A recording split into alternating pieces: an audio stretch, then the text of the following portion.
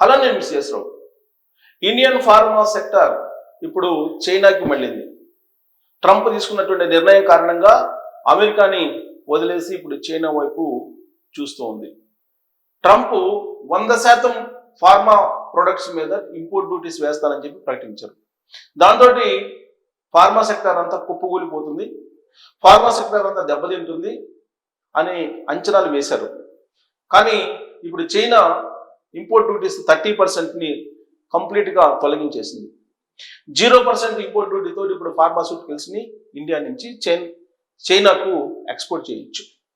ఇది ఒక పెద్ద అచీవ్మెంట్ ఇండియన్ గవర్నమెంట్ అని చెప్పి భావిస్తూ ఉంది ఫార్మా సెక్టర్. నరేంద్ర మోడీ గారు ఇటీవల కాలంలో చైనా తోటి జరిపినటువంటి దౌత్యం ఈ రూపంలో ఫలించిందని చెప్పి దౌత్యవేత్తలు భావిస్తూ ఉన్నారు. అటు రష్యా అధ్యక్షుడు అటు చైనాకి ఇటు ఇండియాకి మధ్య సాన్నిహిత్యాన్ని పెంచాడు. పుతిన్ వ్యూహాత్మకంగా వ్యవహరించాడు. అంతకంటే మిన్నగా నరేంద్ర మోడీ గారు దౌత్యాన్ని నడిపారు. ఆ కారణంగానే అమెరికా ఎన్ని రకాల హడ్డిల్స్ పెట్టినప్పటికీ కూడా ఇండియా ఏ మాత్రం తల ఒక్కకుండా అమెరికాని ఢీ అంటే ఢీ కొట్టేటువంటి పరిస్థితికి వెళ్ళింది అని చెప్పి ఇప్పుడు అంతర్జాతీయ దౌత్యవేత్తలు భావిస్తున్నారు. కారణం ఏంటంటే గతంలో 2008లో పాకిస్తాన్ మీద యుద్ధం చేయడానికి అమెరికా ఒత్తిడి చేసింది. యుద్ధం అందుకే చేయలేకపోయామని చెప్పి చిదంబరం గారు లేటెస్ట్గా ప్రకటించారు. 2008లో ఉగ్రవాదులు దాడి చేశారు. ఉగ్రవాదులు దాడి చేసినప్పుడు ప్రతిగా పాకిస్తాన్ మీద యుద్ధం చేయాలని చెప్పి భావించారు. కానీ అమెరికా ఒత్తిడి కారణంగా చేయలేకపోయామని చెప్పి మాజీ హోంశాఖ మంత్రి చిదంబరం అనౌన్స్ చేశారు. అది ఇప్పుడు ఉండేటువంటి ఎన్డీఏ ప్రభుత్వానికి ఒక పెద్ద బూస్టప్ ఇచ్చింది. వాస్తవంగా ఆపరేషన్ సింధూర్ అనేది భారత్ సాధించినటువంటి పెద్ద విజయం. కానీ దాని వెనుక కూడా ట్రంప్ ఉన్నారని చెప్పి అనేక మంది ప్రచారం చేశారు. ట్రంప్ కూడా చెప్తూ ఉన్నారు.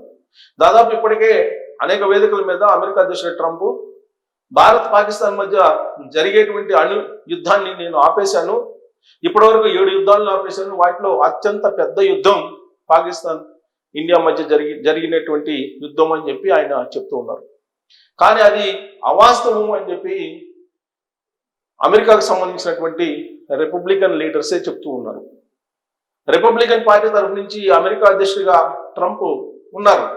ఆ పార్టీలో ఉండేటువంటి వాళ్లే మూడో దేశం యొక్క ప్రమేయం అవసరం లేదని చెప్పి చెప్పారు నరేంద్ర మోడీ గారు అని చెప్పి చెప్తూ ఉన్నారు. జేడీ వాన్స్ ఆ రోజు ఫోన్ చేశారనేటువంటి విషయాన్ని కూడా నరేంద్ర మోడీ గారు చెప్పారు. ఉపాధ్యక్షుడు జేడీ వాన్స్ ఫోన్ చేసినప్పుడు పాకిస్తాన్ అణు ఆయుధాలు వేయడానికి సిద్ధమవుతుంది, మీరు యుద్ధాన్ని ఆపండి అని చెప్పినప్పుడు అది మేము చూసుకుంటాం, మూడో దేశం యొక్క ప్రమేయం అవసరం లేదు అనేటువంటి విషయాన్ని నరేంద్ర మోడీ గారు చెప్పారని అమెరికాలో ఉండేటువంటి రిపబ్లిక్ లీడర్స్ చెప్తూ ఉన్నారు. కానీ అమెరికా ఒత్తిడి కారణంగానే ఆపరేషన్ సింధూర్ ఆగిపోయిందని చెప్పి కాంగ్రెస్ పార్టీ పార్లమెంటు వేదికగా పార్లమెంటు బయట ప్రచారం చేసింది. కానీ నరేంద్ర మోడీ గారు కానీ లేదా బీజేపీ నేతలు కానీ మూడో దేశం యొక్క ప్రమేయాన్ని మేము ఒప్పుకోలేదు అని చెప్పి క్లియర్గా చెప్పారు. అంతేకాదు ఆపరేషన్ సింధూర్ విజయాన్ని అనేక దేశాలకి ప్రత్యేకమైన బృందాలని పంపించి నరేంద్ర మోడీ గారు అంతర్జాతీయ సమాజానికి తెలియజేశారు. స్వయంగా తయారు చేసినటువంటి అణువాయుధాలని, స్వయంగా తయారు చేసిన రక్షణ ఉత్పత్తుల్ని భారత్ తమ అమ్ముల పొదిలో ఉంచుకుంది. వేరే దేశం యొక్క సపోర్ట్ కూడా అవసరం లేదు. భారతదేశం మేక్ ఇన్ ఇండియా కార్యక్రమంలో భాగంగా తయారు చేసినటువంటి రక్షణ ఉత్పత్తులు అత్యంత బలంగా ఉన్నాయని ప్రపంచ దేశాలకు ఆపరేషన్ సింధూర్ సందర్భంగా తెలియజేశారు నరేంద్ర మోడీ గారు. సో అందుకే ఇప్పుడు భారతదేశం యొక్క రక్షణ ఉత్పత్తుల ఎక్స్పోర్ట్స్ కూడా పెరుగుతూ ఉన్నాయి. పాకిస్తాన్ ఉపయోగించినటువంటి రక్షణ ఉత్పత్తులు చైనాకి సంబంధించి అలాగే అమెరికాకు సంబంధించినటువంటి వాటిని వినియోగించారు. కానీ ఆపరేషన్ సింధూర్లో పాకిస్తాన్ చేతులు తీసింది. దానికి కారణం బలమైనటువంటి రక్షణ ఉత్పత్తుల్ని భారతదేశ ఆర్మీ, భారతదేశ త్రివిధ దళాలు ఉపయోగించడమే. రష్యాకు సంబంధించినటువంటి S-400 అనేటువంటి రాడార్ని ఉపయోగించడం ద్వారా, మిసైల్ని ఉపయోగించడం ద్వారా ఆపరేషన్ సింధూర్లో పాకిస్తాన్ ఎయిర్పోర్ట్స్ని అలాగే ఓడరేవులను కూడా టార్గెట్ చేసి కొట్టేయడం జరిగింది. అంతేకాదు అత్యంత విశ్వసనీయంగా అంతర్జాతీయంగా కానీ జాతీయంగా కానీ కొన్ని పత్రికల్లో కొన్ని పోర్టల్స్లో వస్తున్నటువంటి న్యూస్ ఏంటంటే పాకిస్తాన్లో ఉండేటువంటి అమెరికా స్థావరాన్ని కూడా కొట్టేశారు, అణుస్థావరాన్ని కూడా ఆపరేషన్ సింధూర్ క్రమంలో భారత నేవీ టార్గెట్ చేసిందని కూడా వినిపిస్తుంది. సో అంటే హ్యూజ్ సక్సెస్ ఆపరేషన్ సింధూర్ అనేది. కానీ కాంగ్రెస్ హయాంలో UPA 2 హయాంలో ఆ రోజున ప్రధానమంత్రిగా మన్మోహన్ సింగ్ గారు ఉన్నారు, హోంశాఖ మంత్రిగా చిదంబరం గారు ఉన్నారు. అప్పుడే ఆయన హోంశాఖ మంత్రి బాధ్యతలు స్వీకరించారు. ఆ సమయంలో యుద్ధం చేయడానికి పాకిస్తాన్ మీద సిద్ధం కావాలని చెప్పి భావిస్తున్నటువంటి సమయంలో ఎవరో ప్రెజర్ చేసి ఆపిచ్చారు అని చెప్పి చిదంబరం గారు ఇంటర్నేషనల్గా ఇచ్చినటువంటి ఒక ఇంటర్వ్యూలో లేటెస్ట్గా చెప్పారు. అది ఇప్పుడు భారతదేశ వ్యాప్తంగా దుమారం రేపుతుంది. అంటే అమెరికా ఒత్తిళ్లకి ఆ రోజు ఉన్నటువంటి UPA 2 ప్రభుత్వం తలొగ్గింది. దానికి కారణం ఎవరు? సోనియా గాంధీ గారా, లేదంటే కాంగ్రెస్ పార్టీలో ఉండేటువంటి ఎవరైనా కీలకమైన లీడర్లా అనేది ఇప్పుడు పెద్ద చర్చ జరుగుతోంది. అమెరికాకి దాసోహం అంటుంది కాంగ్రెస్ పార్టీ, చైనాకి దాసోహం అంటుంది కాంగ్రెస్ పార్టీ అని బీజేపీ అనేక సందర్భాల్లో చెప్పారు. విదేశాల కోసం రాహుల్ గాంధీ పనిచేస్తున్నారు అనేది కూడా ఆయన మీద బీజేపీ వాళ్ళు చేసేటువంటి ఆరోపణ.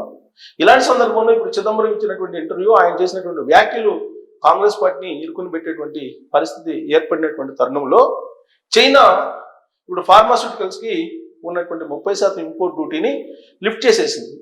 దీంతో భారత ఫార్మా రంగం చైనాకి భారీగా ఇప్పుడు ఫార్మా ఉత్పత్తులను ఎగుమతి చేయబోతోంది. ప్రధానంగా జనరిక్ మెడిసిన్స్ని చైనాకి ఎగుమతి చేయబోతుంది భారతదేశం. దీంతో అమెరికా పని క్లోజ్, దాదాపుగా అమెరికా పని అయిపోయింది. ఎందుకంటే భారతదేశం నుంచి జనరిక్ మెడిసిన్స్ కనుక ఎక్స్పోర్ట్ చేయకపోతే అక్కడ ఉండేటువంటి ప్రజలు మెడిసిన్స్ని కొనలేనటువంటి పరిస్థితి వెళ్ళే అవకాశం ఉంది. ఒకవేళ కొనుగోలు చేసినా అవి అత్యంత ఎక్కువ ధరకు కొనుగోలు చేసినటువంటి పరిస్థితి అక్కడ ఏర్పడింది. అందుకే అక్కడ ఉండేటువంటి మధ్యతరగతి సామాన్య ప్రజలు ఇబ్బంది పడుతున్నటువంటి సిచ్యువేషన్. దీని అంతటికి తోడు ఇప్పుడు ట్రంప్ తీసుకున్నటువంటి నిర్ణయం కారణంగా షట్ డౌన్ పొంచి ఉంది అమెరికాకి. ఒకవైపు ఎగుమతులు ఆగిపోతున్నాయి, మరోవైపు అక్కడ ఉన్నటువంటి ఫెడరల్ ఉద్యోగులను తీసేస్తున్నారు. దాదాపు 7 లక్షల మందిని తీసేయడానికి ఆయన టార్గెట్గా పెట్టుకున్నారు. ప్రస్తుతం 1 లక్ష మందిని తీసేశారు. ఇంకొక అంటే ఈ సంవత్సరం ఎండింగ్కి ఈ నెలలో 1 లక్ష మందిని తీసేసారు. ఈ సంవత్సరం ఎండింగ్కి మరొక 1 లక్ష మంది, 2 లక్షల మందిని తీసేసి నెక్స్ట్ ఇయర్ ఎండింగ్ కల్లా కూడా 7 లక్షల మందిని తీసేసేదానికి సిద్ధమైనటువంటి క్రమంలో అమెరికా ఆర్థికంగా కుప్పగూలిపోయింది. షట్ డౌన్ దిశగా అమెరికా వెళుతుంది అనేది ఇప్పుడు వినిపిస్తూ ఉంది. ఇదంతా ఒక ఎత్తు అయితే, ఫార్మాస్యూటికల్స్ ఉత్పత్తులు కనుక భారతదేశం నుంచి అమెరికాకి ఎగుమతి చేయకపోతే అక్కడ ఉండేటువంటి ప్రజలు అల్లాడిపోయేటువంటి అవకాశం ఉంది. అంటే అక్కడ ఉండేటువంటి ఉత్పత్తులను కొనుగోలు చేయలేని పరిస్థితి ఉంది. పైగా ఇప్పుడు ఎగుమతులు చేయడానికి చైనా ద్వారాలని బార్లాగా ఓపెన్ చేసింది. ఇండియన్ ఫార్మాస్యూటికల్స్ కంపెనీలు ఇప్పుడు చైనాకి ఎగుమతి చేస్తాయి. అక్కడ అవసరం కూడా ఉంది. జనరిక్ మెడిసిన్స్ని భారతదేశం నుంచి చైనాకి ఎగుమతి చేయడానికి ద్వారాలు తెరిచారు కాబట్టి ఇప్పుడు అమెరికాకి జనరిక్ మెడిసిన్స్ని ఎక్స్పోర్ట్ చేయదు భారతదేశం. ఫలితంగా అమెరికాలో ఉండేటువంటి రోగులు, అమెరికాలో ఉండేటువంటి ప్రజలు ఆర్థికంగా నష్టపోవడంతో పాటు ఈ జనరిక్ మెడిసిన్స్ అందుబాటులో లేక రోగాలతోటి అక్కడ ఇబ్బంది పడేటువంటి పరిస్థితి నెలకొంది. సో దీంతో అమెరికా కుప్పకూలడానికి చైనా ద్వారాలు తెచ్చింది భారతదేశానికి.